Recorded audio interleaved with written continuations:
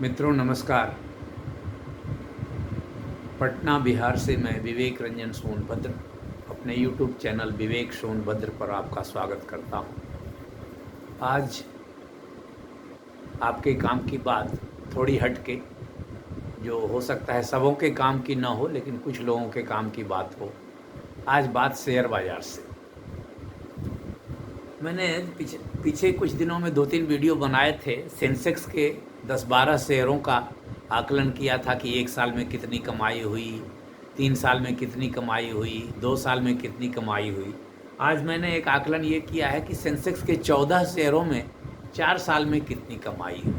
इन शेयरों का नाम है State Bank of India, ICICI bank, HDFC bank, Tata consultancy services, Infosys, Hindustan Unilever, Reliance, Asian paint, Kotak Mahindra bank, Larsen and Toubro, Bharti Airtel, Tata steel, Mahindra and Mahindra और मारुति। तो मित्रों, मैंने जो देखा उसमें SBI को अगर कहा जाए 4 साल में तो 88% की कमाई हुई। मैंने इसका शेयर 88% बढ़ गया। लगभग सितंबर के पहले सप्ताह में 2021 में यह शेयर 428 का था, अभी 807 हो गया है। ICICI बैंक में लगभग 95.67% की कमाई हुई है। HDFC बैंक में 4 साल में मात्र 22.68% की कमाई हुई है। मैंने यहाँ कम कमाई हुई है। HDFC बैंक के शेयर मोटा मोटी 4 सालों में इतने ही बढ़े, फ्लैट ढंग से चलते रहे। TCS में तो 19.59% का नुकसान है पिछले 4 सालों में। 3 सालों में, 2 सालों में तो और ज़्यादा नुकसान था। तो ये हालत है। अच्छा हाँ, इन्फोसिस में 14.60% का नुकसान है। हिंदुस्तान यूनिलीवर में पिछले 4 साल में 5.15% का नुकसान है। रिलायंस में पिछले 4 साल में 22.02% का फ़ायदा है। मैंने इतना बढ़ा है 4 साल में। एशियन पेंट्स में 22.17% का नुकसान है, यानी घटा है। सितंबर के पहले सप्ताह में 2021 में शेयर एशियन पेंट्स के शेयर का दाम 3314 रुपया था, अभी 2579 रुपया है।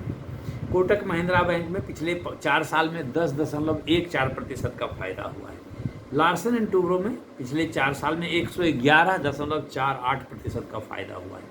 मैंने 1680 रुपया था यह शेयर 6 सितंबर 2021 को, अभी 5 सितंबर 2025 को 3553 रुपया, यानी 1873 रुपया का फ़ायदा हुआ है। भारती में 188.14% का फ़ायदा है। मैंने 1238 रुपये का फ़ायदा है। 6 सितंबर को के आसपास 2021 के आसपास यह शेयर 658 रुपये का था, अभी 1896 रुपये का है। टाटा स्टील में कोई खास फ़ायदा नहीं हुआ है, 17.48% का 4 साल में फ़ायदा है। महिंद्रा एंड महिंद्रा में बहुत जोर फ़ायदा हुआ है। पिछले 4 सालों में शेयर ने 373% का रिटर्न दिया है। मारुति में भी ठीक ठाक फ़ायदा हुआ है 4 सालों में, 116.76% का फ़ायदा हुआ है।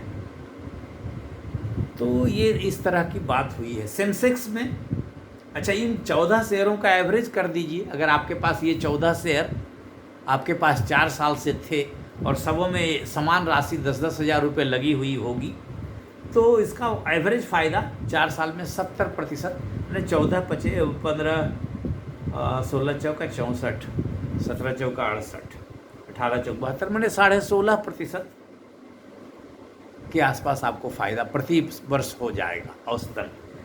तो अच्छा, सेंसेक्स में कितना फ़ायदा हुआ है? सेंसेक्स में 30 शेयर होते हैं। इन 30 शेयरों में कितना फ़ायदा हुआ है अब टोटल 4 साल में? तो मात्र 38.44%, यानी सेंसेक्स में और भी जो शेयर सब हैं उस समय नुकसान कम नहीं है, अच्छा ही नुकसान है। तो ये सेंसेक्स की हालत है, या ये 14 शेयरों की हालत है। मैंने पहले भी जैसे 3 साल का भी विश्लेषण किया था। जैसे SBI में 3 साल में मैंने सितंबर 2022 से सितंबर 25 तक में 50% का फ़ायदा था, और SBI में 2 साल में 41% का फ़ायदा था। 1 साल में मैंने 24 से 25 में ये फ़ायदा नहीं था, नुकसान था। अगस्त 2024 से अगस्त 2025 तक एसबीआई में नुकसान है, लेकिन अगस्त 2023 से अगस्त 2025 में एसबीआई में 41% का फ़ायदा है। और 23, 24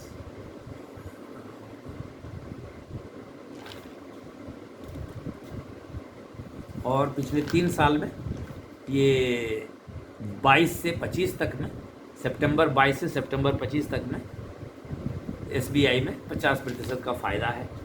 तो यही स्थिति है। और ज़्यादातर में पिछले साल में नुकसान ही है शेयरों में। पिछले साल मतलब कि 2024 से 25 में अधिकांश शेयरों में नुकसान ही है, क्योंकि पिछला साल 24 से 25 का जो साल है वह तो देख ही रहे हैं कि बेयरिश फेज में है। कहने का मतलब यही है कि सेंसेक्स के शेयरों में कुछ शेयरों में तो 4 साल में शुद्ध नुकसान है, कुछ शेयरों में 4 साल में अच्छा फ़ायदा है, कुछ शेयरों में पिछले 4 साल में बहुत ज़बरदस्त फ़ायदा है। जैसे एयरटेल में फ़ायदा है, महिंद्रा एंड महिंद्रा में फ़ायदा है, मारुति में फ़ायदा है, एसबीआई में फ़ायदा है, आईसीआईसीआई बैंक में फ़ायदा है। इन सब शेयरों में बहुत अच्छा फ़ायदा है। लेकिन टीसीएस में, इन्फोसिस में, एशियन पेंट्स में आदि में नुकसान है।